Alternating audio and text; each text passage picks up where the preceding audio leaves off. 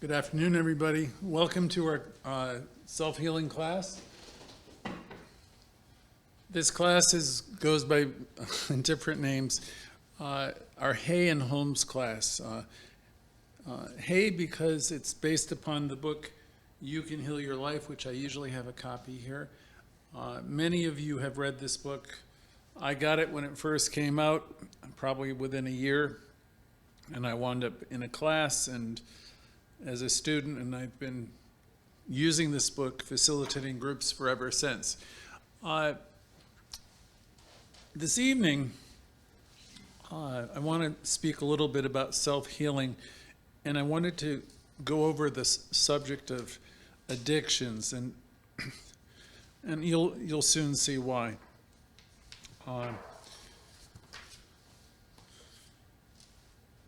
In the book, You Can Heal Your Life, and the Science of Mind textbook by Ernest Holmes, which I've been using for all these years, most of the time the messages are around self-healing in one way or another. So with addictions, addictions are really a broad subject. You know, and a lot of times people think of an addict as somebody who's using some type of street drugs or addicted to, like AA would be alcohol, where it's out of control. But addictions can be much, much more than any of these things.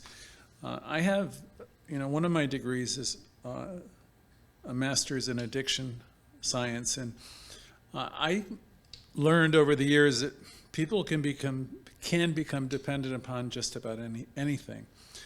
Cigarettes, chemicals of every kind, drugs of every kind, alcohol, excitement even, gambling, sexual activity. Oftentimes people are doing behaviors because they're unhappy. They don't want to deal with life on life's terms. There's expressions from the 12-step programs of being in denial of facing life on life's terms. So, and then we have our interpersonal relationships where people can be addicted to chaos. Or you've heard people say, you might have heard before, this person is an excitement junkie, or they're addicted to chaos, and all kinds of things like that. And then when it comes to people's, I'll say, love interest, they can be addicted to the wrong person, the wrong man, woman, or just the wrong person. And oftentimes these relationships, where we're drawn to people, we're not always drawn to people who are good for us in a logical sense. Sometimes when this occurs, you're matched up, so it seems like it's a perfect match. It's because that interaction with the person that you're drawn to is going to hold for you a very, very healing lesson. And you might say, oh my goodness, I would never wish that on myself. Well, I think some of us have probably been in a few relationships, and you really wonder, what was I thinking, right? But there was always a gift in every one of these relationships when you look back on them over time. Assuming we get through it without too many battle scars. I know in my own life, there's been a few of those, and you reflect back and you think about all you learned and how you grew because of it. So you will come to understand, if you stay involved in metaphysics, that there's many gifts. We'll call it the gifts of spirit, the gifts of learning, because you're going to expand from every encounter you've ever had, especially the important ones, the ones that caused you to stretch or caused you to grow. There's a phrase that I've oftentimes used in all of these classes. When we're dealing with our affirmative prayer process, and there's something that comes up that's unwanted, or it just keeps on coming back, you might say, I release the need for this experience, or I surrender the need for this experience, because what we're always wanting to do with our belief system is we're always in the business of trading in the lesser idea for the greater. Because we as beings, all of us, everyone on this call, I know you're involved in metaphysics to some extent, or you're trying to elevate your life, or you wouldn't be on a call like this. So we're always in the business of letting go of something that's not working well, and we're trading it in for something that will work better. When you think about Louise Hay, she had all kinds of messages. There's a very common theme to them. It's ultimately going to be with Louise about learning to love yourself more and have more self-sufficiency. And what she's really getting at there is, I don't need to get my happiness from an external thing, from a person, a job, or anything really. So before long, at least in my case, I started to learn about the word attachments, especially the kind of attachments that could cause me distress or pain. I had a talk just, I think it was last night and the night before, with a lady, and she's always getting herself, she's in situations where she's setting herself up to be miserable.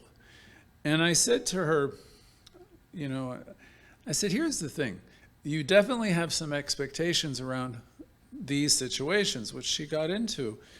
And I said, you have lots of choices. I said, first of all, you don't have to attend. And she might argue that I do have to attend. And then I would say, well, can you find yourself attending with no expectations? And because wherever there's an expectation for something to turn out a certain way, there's the potential for the disappointment, for the pain. And so it became a circle. And I don't know if I was successful with her, because I absolutely know that she intends to go forth and do the things that she plans to do. But she has expectations that other people are going to change and be different. And that, of course, will always be problematic. So we want to have a better life, right? Most of us, we'd love to have a better in every way. Better is good. You might be at a point in your life where you want a better job.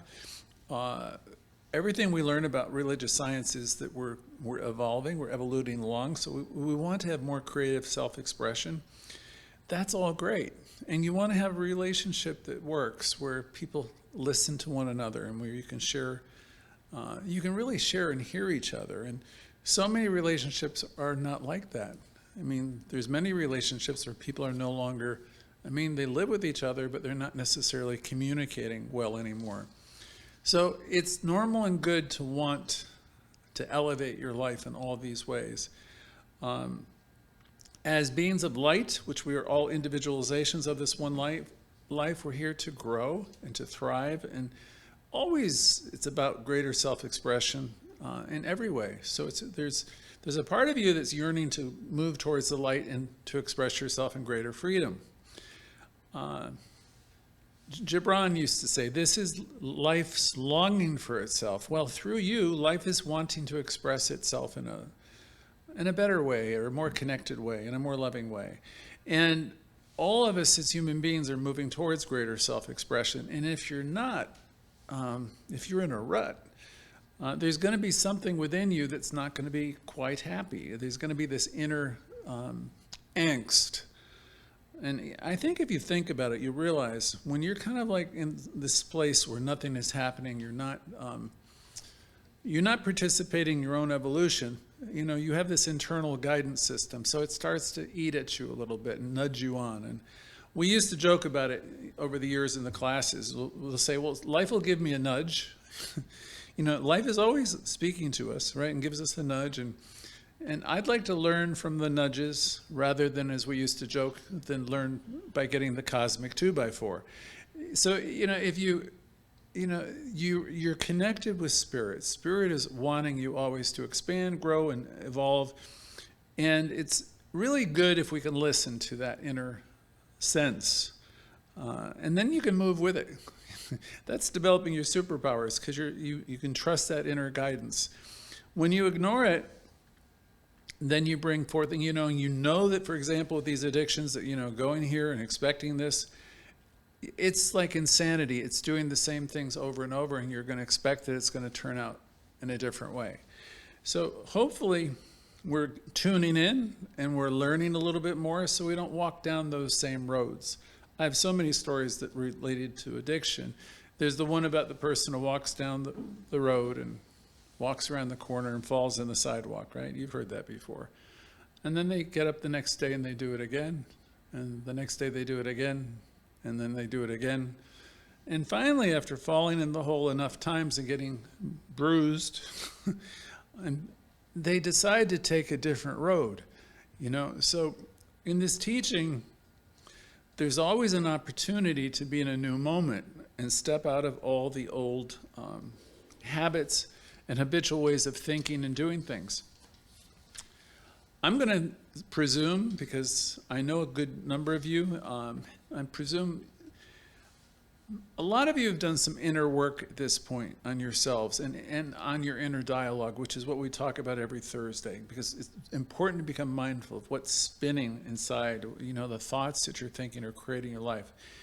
I remember back, it was 1980. I went to a 12-step program. And as I said, I went on years later to get a degree in, not that program, but in addictions. And I want to go over a few things that were helpful, that might be relevant today to you, that might help you in your life. I think of the 12 steps for all the different melodies, whatever they are, because there's dozens of different 12-step groups. I think of it as spiritual healing. The 12-step approach follows a set of guidelines designed towards wellness and better living. So I think they're worth at least considering to see if they might help at all. Louise Hay stated, all healing is self-healing. And the 12 steps have been very successful. They've helped millions upon millions of people since that program, the first program created, I can't remember, it's like probably in the 30s. And I'll adapt the words a little bit for you. The first is we admitted that we were powerless over something or someone. In other words, we keep on doing something over and over again, or we keep on allowing something to happen over and over again. We keep on going back to something that was taught to us as a child. So we admit that we've been powerless over behavior or how we interact with someone, or maybe we go towards rage or anger or criticism, but we're admitting, okay, there's something with us that needs to change. And we notice that our lives, because of it, really, we've been impacted. The word they used to say has become unmanageable to some extent. The next step in the program, so the first thing is you can't solve a problem unless you at least acknowledge that there's something going on. Because otherwise, you're just going to keep on blaming other people. It's all about them. It's not me. Everything's about everybody else. And so, first of all, that's not very intelligent. And second of all, it's not going to help. So that first step is admitting, okay, we have a challenge. And it's something. Here's the whole thing. Once you understand you have the problem, that's half of it right there, because then the solution becomes, easier and easier. Step two is we come to believe that this source, this energy that we're all a part of, in metaphysics, we really have a gift, because we know that it's inside of us. We come to believe this power, we'll call it inner power, can and will restore us to a higher place of right living if we invite it in, if we allow it. So that goes for the principle of the ideas. We need to meditate a little bit. We need to slow down. We need to take the pause that refreshes. We need to do something to stop the automatic response. Because the automatic response that we've been doing all along that's keeping these things going on, somehow we need to stop in the name of love. We need to stop that. And so we can use the power we have. Dr. Holmes says we have power to use, right? And we do. But if you just unconsciously keep repeating the same old behaviors that are bringing you into bad situations, then you're not using the power constructively. Number 3. This is in the 12-step programs. After you've done some soul searching, some quiet time, alone time, some meditation, and you've acknowledged and you've admitted that, okay, I've got some things going on within me that are not really working out for my highest and best. The third step says we made a decision at that point to do something about it. We're going to turn this over to the care of, you might call it God or inner spirit, that you're recognizing. If we were doing affirmative prayer, we'd do that right in the first step. We'd recognize that God is all that there is. And I am one with that God, and I am whole and complete, and I release this. But right now we're working with this 12-step idea. So we've admitted we had a problem.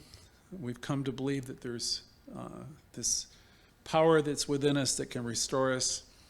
And we're making a decision here in this third step to turn our will over to the care of God, or care of spirit. And so those are 3 big steps. And then they've got a few what I call maintenance steps, which may not be helpful or may be helpful, but there's 2 inventories in that program. The first is in the 4th step, which says we made a searching and fearless inventory of ourselves. So an inventory is like, I'm going to take Greg, I'm a store. I'm going to look at what works and what isn't working so well. So the suggestion is through your prayer and meditation to make an inventory. Okay, these are the things I really love about myself that work really well. And here's some of my behaviors and thoughts that are self-sabotaging.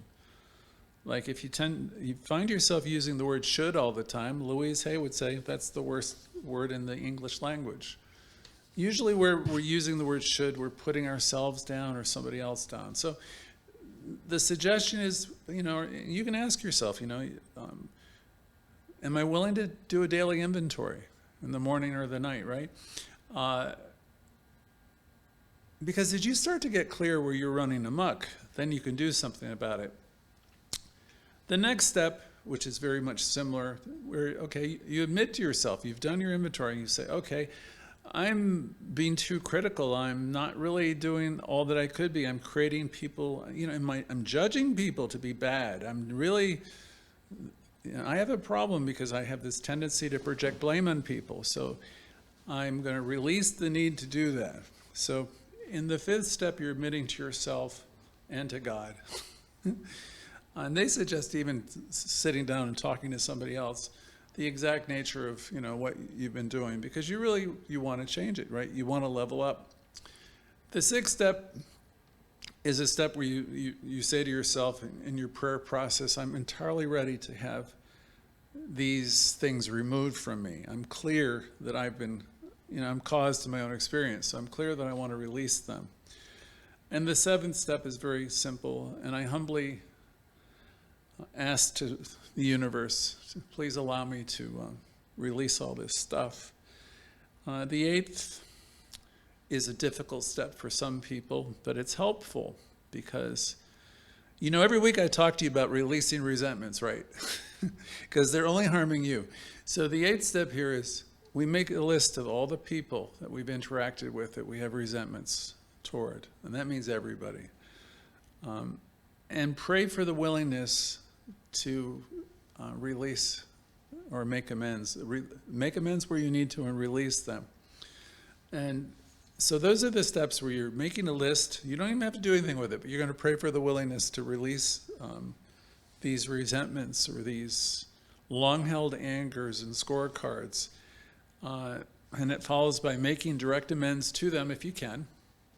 In some cases, it would not be wise. The relationships are they've drifted too far. The people might even be passed away. But in your heart, there needs to be an acknowledgement for yourself so you can get to a place of release. If you have a resentment and you've had one for a long time or even a short one, they only hurt you. So those are the 2 suggestions with those steps. Make the list. Make the direct amends if you can. And then we get to the 10th. We're almost to the last. And this is the daily, another inventory. Before you go to sleep at night, the suggestion is continue. Because, we are practitioners, so we're always practicing seeing God and good, right? So before you go to bed, the suggestion is continue to take inventory.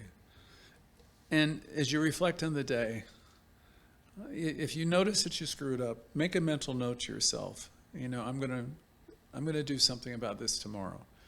Okay, so Socrates used to say the self-examined life is not worth living. All right, and this is really what all of this is inviting is a little bit of introspection of what you've been up to, what you're creating, what resentments you're holding on to. So this 10th step is take a personal inventory. And when you've not been kind or charitable, not at your best, you admit it because you really want to grow. The whole universe wants you to grow. So this process can enhance. It can pull you out of denial. You don't want to keep doing the same stuff over and over again, I don't think, right? We have 2 more steps to go. The 11th step was always my favorite. It's like the meditation step. Sought through prayer, sought through contemplation or meditation to improve my conscious contact with Spirit. However you understand Spirit, right? Praying only for a knowledge of its will. So this is you sitting with yourself and contemplating God and praying only, for what's best. What's for me to do? A knowledge of its will, and then the power to carry it out. And the last of the spiritual recovery program is having had a spiritual awakening as a result of doing this inner work. We try then to carry this message of hope and positivity to people everywhere. If you were in AA, they would say to alcoholics, or but really, this is a message for the world. Once you have this gift, in our teaching, we learn very quickly that we've been given the greatest gift of the ages. We have the awareness that God is in us. So once you have this awareness and it's filling your heart and your mind, we want to try to carry this to others so we can lift other people up. We don't have to get involved in the discussions that most people get involved with because you're carrying this great knowledge with you, and you can really be, they used to say, you guys are the applauders of life, you are the lifters. And we've been given a great gift. Louise Hay would say, there's no person, there's no place, there's no thing that has any power over me. I am free. And of course she was right. So the past has no power over you. People don't have power over you, or they don't have to. Whatever power anyone has over anyone, it's the power that you've allowed or you've given them. So I have a whole bunch of a list, which I'm going to spare you, but it's kind of like behavioral checklists. You might have beliefs about eating and drinking and gambling and all the things. It could be with money, it could be with everything. Louise Hay would say, I find that whenever I'm overdoing whatever it is, the wine or whatever excessive behavior, she said, we secretly know that when we're doing this, she says, we have a sense of guilt, or there's something about it that we know is, maybe not for our highest and best. And then she said, you might find that you need a pill to calm down, and that's fine if the doctor recommends it. But oftentimes people take more and more. Or there's people, she commented, that can't stop buying things. Somehow there's a quick fix if you keep purchasing things. And it could be anything, really, clothes, collectibles, things for your grandchildren. She noted that people are overspending. They always have, but you can always cross a line where it can really get you into some serious trouble. And now it's so easy because you can pull up your phone and, do it 24 hours a day. I think it's Jeff Bezos, who's no longer the richest person in the world. I think he's one of the top 3, right? Just because people can so easily spend money, there's addictions and there's other kind of addictions, and many people, again, are addicted to being in the wrong kind of relationships. So you have the power to change all of this. If we look at life, our life, most of us will admit that we've made some mistakes while we're growing and growing up. And, so we're not here to beat ourselves up for that, but we can acknowledge that we've been attached to people that haven't treated us very well sometimes, or that we haven't treated well. And maybe sometimes we've stayed too long, or you're still in these relationships. There's endless behaviors that can be called addictions or addictive. She also mentioned, this was Louise, that some people get a lot of mileage out of being angry. It's like their first response, where we react. When we fight, when there's no reason to fight. And Louise said, people like this have been fighting their whole lives. The question is, do you want to continue that? And do you want to be a part of that? Or are you one of these people? Are you somebody who's always, are you quick to become angry? If you are allowing your self-esteem to plummet. And if you know this, you're hurting, and you're probably hurting others too. She said, no one has to punish you. She said, you're punishing yourself with all of this. So it's really good to get a handle on any of these things if they come up for you tonight that I've gone over. I've dealt with people, and I know Louise mentioned it too, there's OA and there's FAA. These are weight-related programs. And she said, I've dealt with a lot of people with weight issues in their life. And she said, I had to get a handle on it myself. It's particularly difficult, one, because you have to eat to live. But if you're eating all kinds of the wrong foods that are spiking your blood sugar, it'll make you just crave more. And then she asked the question, does that sound like anyone you know? So there's a way out here also, but it requires educating yourself about better nutrition and what triggers all this stuff. I'm not advocating in this particular lesson tonight that anybody go join a 12-step program necessarily, but I will tell you that they can be very helpful. If you're in a particular addiction in particular, if you're in a teaching like this, we're always going to be bringing you to a place where we're suggesting you examine your thinking and your thoughts. We want to pull you out of denial. We never want to have you be doing the blame game, because the blame game's always, as soon as you make your life about somebody else, you're already in the wrong conversation, because your life is always about you. So I could give you a long list. I'll just say there's AANA, Al-Anon, Cocaine Anonymous, Debtors Anonymous, Overeaters Anonymous, Food Addicts Anonymous, Codependents Anonymous, Al-Anon, Sex and Love Addicts Anonymous, Emotion Anonymous, and there's many more. What Louise had to offer was, she said, let's look at this addictive behavior. She says, any and all of this behavior is simply another way of saying, I'm not good enough, and I have to do this. So we have a lot of what was taught to me years ago is compensatory behavior. So I might think, okay, I'm not drinking, I'm really good, but I might be doing a whole bunch of other stuff that really, if I were smart, I could be taking a look at. When we're all caught up in these types of behaviors, we're trying to run away from ourselves. We don't want to feel what we're feeling, and we don't want to deal with what we're, there's an expression, I don't want to feel or deal. So there's a tendency to act out in some way and react, and then it becomes a habit. In some cases, the habit becomes a deadly habit. Most of us, or we know people in our families who've been through some of this, and we have kids or cousins or people we know that have been impacted. When we're acting out with anger or taking something to help us chill out, as the kids will say, we can't be in touch with our feelings if we're always numbing ourselves out. I had a friend back when I was in my 30s. His name was Alan, who worked for me. And he was really a nice person. And he was always taking a lot of medication from I guess it was a psychiatrist. And one day he said to me, he says, I'm not like you New Thought people and all your friends, Greg, who are in spiritual recovery. He says, I don't want to deal with any of the painful things or work through or walk through anything.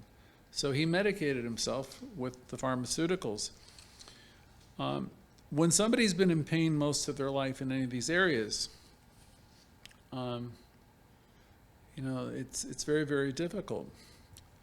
He always used to say, I don't want to feel or deal. So if you're in our classes, you've begun a spiritual journey, because we're always going to be reminding you of something that's very important. What we're going to remind you of is how wonderful you are. We're going to remind you that you're a child of God, or the child of the universe, and within you are all the answers. We're going to encourage you to do meditations and affirmations and affirmative prayer treatment, because in the process of doing any of these activities, you're going to free up the things that lie beneath. There's a quotation from Jacqueline Small, which I remember for many years. She said, all your battered places are going to come to light. So if you want there to be a quickening in your own life, really, then you don't want to run from this stuff because you want to unearth it so you can neutralize it. All these false ideas just deny the light from reflecting in your life, because you're a being of light. So we're not in denial about anything. Religious scientists do not deny the facts. The facts are the facts. But we do know that we are more than the facts. We are beings of truth. We have a great gift in our teaching. So we can look past the reality, and we can know that we're healthy and whole, complete and prosperous and good. And as we hold that vision high, we will move through any and all of these unpleasant conditions, and there will be a healing. I've got another 10 pages, but I think that about wraps up the subject well enough, because I'm really looking to see how the subject of addictions, compulsive actions, denial, or whatever it is that's gotten in your way and what you've done with it. And I will promise you, if you stay with us, Thursdays and Sundays, we're going to keep reminding you to let go of, to trade in the lesser for the greater. And you'll be amazed before you're halfway through how better it will get and how sweet it is. And so it is. So we'll see you in just a moment. Thank you.